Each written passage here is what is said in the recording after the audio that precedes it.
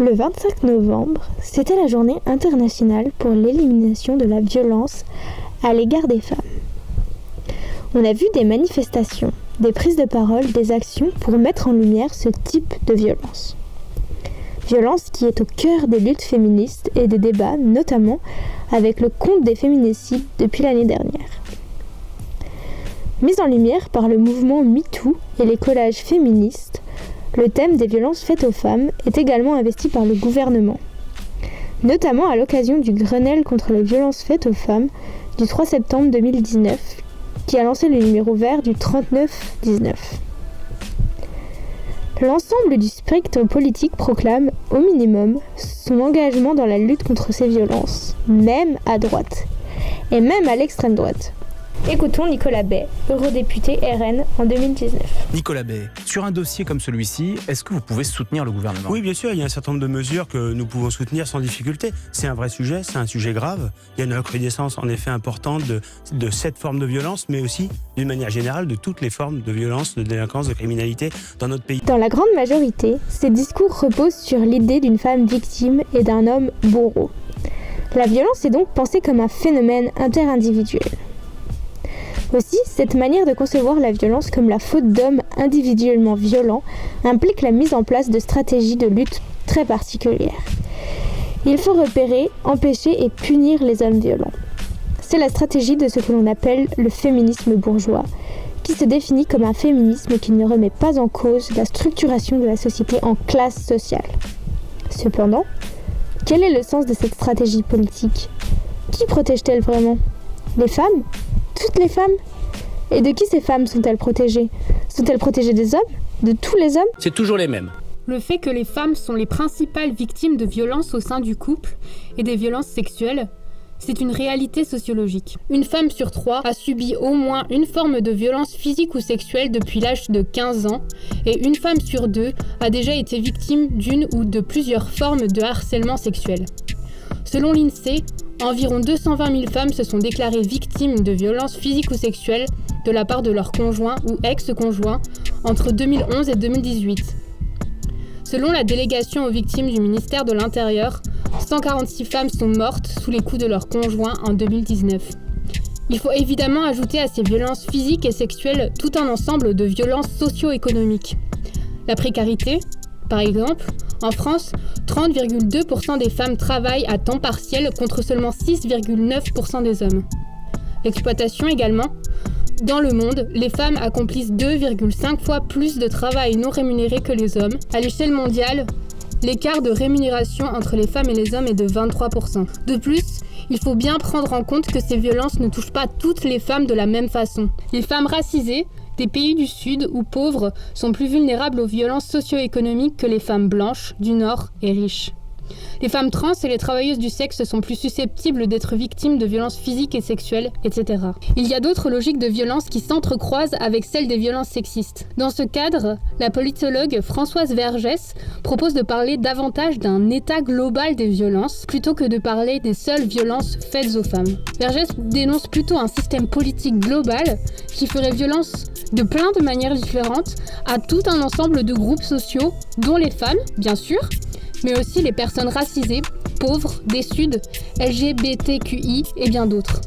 Envisager les violences sexistes comme participant à un système de violence plus général, cela permet de comprendre que les violences expriment une domination politique. Cependant, si les groupes sur lesquels s'exercent les violences peuvent avoir des vécus politiques analogues, au sens où ils subissent la domination, il reste que ces expériences sont nécessairement réinvesties, traversées et travaillées par des dynamiques politiques. Les vécus de la domination ne sont pas en tout point identiques. La violence est un phénomène politique. Il ne relève pas uniquement des psychologies individuelles ou même de la masculinité entendue comme ensemble d'attitudes, de comportements, de valeurs associées aux hommes. Il y a toujours en fond l'État qui choisit de mettre en avant certaines violences, d'en combattre certaines, de protéger certaines populations vulnérables. L'État choisit également les moyens employés pour lutter contre ces violences, les personnes qui ont le droit de se constituer défenseuses des opprimés et de quelles personnes il faut protéger les victimes.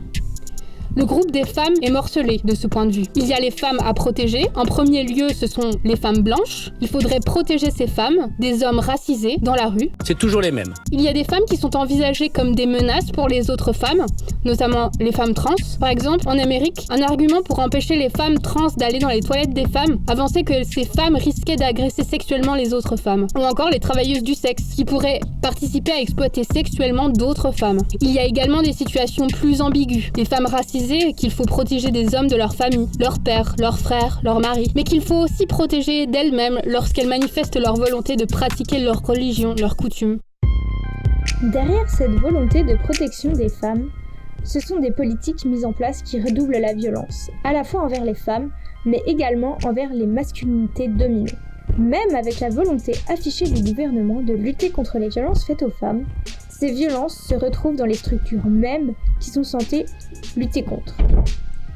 On le voit notamment avec les dépositions de plaintes au commissariat, ou encore les réceptions dans les médias, dans le milieu professionnel ou encore dans la sphère familiale, où les femmes qui parlent de violence sont décrédibilisées systématiquement.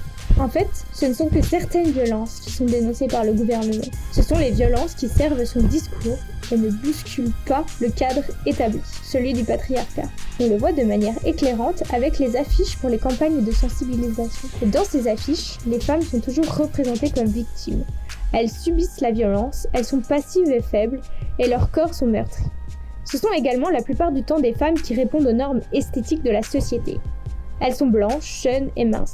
Ces images sont produites dans le but d'être affichées dans l'espace public. Et que trouvons-nous principalement dans cet espace ? Des publicités. Or, notre regard est habitué aux publicités. Les concepteurs des campagnes de sensibilisation le savent bien et reprennent les mêmes codes. Des codes cinématographiques, on est renvoyé à la fiction lointaine et magnifiée, et non au réel, celui des personnes que nous côtoyons. Une image n'est jamais neutre, elle répond à une intention qui est celle de celui qui produit l'image. Si l'on analyse la photographie avec le trio que forme le photographe, ce qui est photographié et le spectateur, nous remarquons que la femme est toujours ce qui est vu. Que voyons-nous donc dans ces images ? Ce n'est pas le récit des femmes. Ce qu'on voit en fait, c'est un certain plaisir à montrer la violence et les corps féminins violentés. Elsa Dorlin, philosophe française, parle même d'érotisation de la domination. Dans la mise en scène de l'affiche, c'est la puissance d'agir de l'homme et la passivité de la femme qui sont montrées. Ce sont des odes à la supériorité masculine. Regardez par exemple ces affiches où les hommes sont transformés en super vilains badass. Comment les femmes qui sont représentées peuvent-elles se sentir bien en regardant ces affiches ? Dans ces conditions, comment peut-on considérer ces affiches comme efficaces puisqu'elles n'aident pas les femmes ? Elles permettent surtout au gouvernement de se déresponsabiliser face à ces violences, en incitant les femmes à parler et en espérant que les hommes, auteurs de violences, aient une prise de conscience subite devant ces affiches. Confrontées à l'immoralité de leurs actes, elles les feraient réfléchir en théorie à leur comportement. En réalité, ces affiches offrent surtout aux hommes une confirmation de leur toute-puissance sur les femmes. Ces dernières, en plus des violences directes, se retrouvent face à de nouvelles violences de la part de ceux qui cherchent à les protéger. Mais ces choix politiques pour lutter contre les violences faites aux femmes redoublent aussi la violence envers les masculinités dominées. Le féminisme carcéral, qui recoupe le féminisme bourgeois, est un féminisme qui s'appuie sur la justice pénale pour lutter contre ces violences. La prison est considérée comme le moyen par excellence pour punir les hommes. Or, ce ne sont pas les hommes blancs, bourgeois que l'on envoie en prison, mais les autres, les corps pauvres, racisés. C'est toujours les mêmes. Le ton est donné avec l'idée de la délinquance sexuelle ou encore du prédateur sexuel. L'ennemi du féminisme bourgeois, c'est l'étranger, celui qui agresse dans la rue et non les hommes de l'entourage des femmes. Or, on le sait, les agresseurs ce sont les hommes proches. Selon l'UNICEF et l'Observatoire national des violences faites aux femmes, dans environ 90% des cas, les agresseurs sont connus par leurs victimes. Comment se fait-il donc que ce soit majoritairement des hommes racisés qui soient incarcérés ? Punir les hommes non blancs, c'est un choix politique qui a pour conséquence de rajouter des violences à celles qu'ils subissent déjà. En effet, les conditions carcérales sont elles-mêmes des violences en soi. Les conditions d'hygiène, affectives, matérielles ou sociales, sont déplorables. La prison déshumanise les individus qui y sont enfermés. En punissant de cette manière, on considère le problème comme étant celui de l'autre. Le problème vient donc de certains types d'individus, de ceux qui ne suivent pas les valeurs républicaines et qu'il faut civiliser. Donc on va essayer collectivement de civiliser la vie politique. En pensant de cette manière, on oublie que la violence est systémique, qu'elle est le produit et la garantie d'une certaine organisation sociale.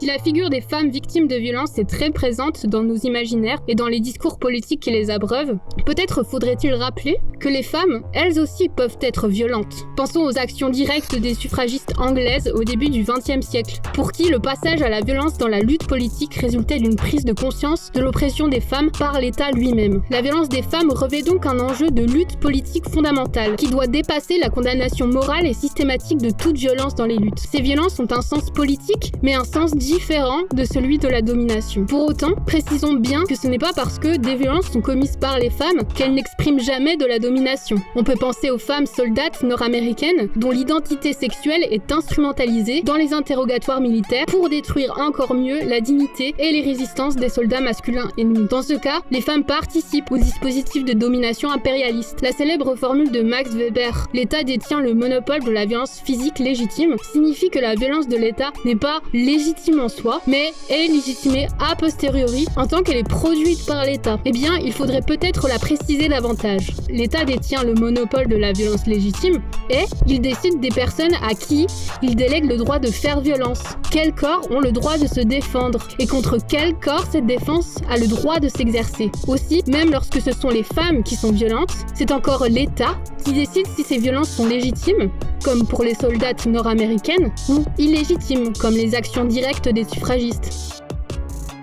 Mais alors, comment penser les violences autrement que dans les prismes qui nous sont imposés? Déjà, nous pouvons nous réapproprier les termes et ne pas parler de violences faites aux femmes, mais de violences patriarcales, par exemple. Il faut également construire des discours théoriques sur la violence et le féminisme qui s'opposent au féminisme bourgeois de l'État et à son instrumentalisation. La violence est justement un des thèmes conceptualisés par le féminisme décolonial. C'est un féminisme intersectionnel qui vise à intégrer à la lutte et à la réflexion différentes perspectives d'oppression. Le sexisme se comprend aussi avec le racisme, le capitalisme ou encore le colonialisme. En effet, même si la France ne possède plus à proprement parler de colonie, sa politique reste néocoloniale. Elle continue de considérer certaines populations comme étant à coloniser, c'est-à-dire à civiliser. La violence ne se comprend plus seulement comme un phénomène entre différentes personnes, mais comme structure de notre société. On la retrouve dans les choix qui sont faits, par exemple dans les lois ou dans l'espace urbain. Ce n'est certes pas une violence visible, comme le serait la violence physique, mais ce n'est pas pour autant que ses effets ne sont pas dévastateurs.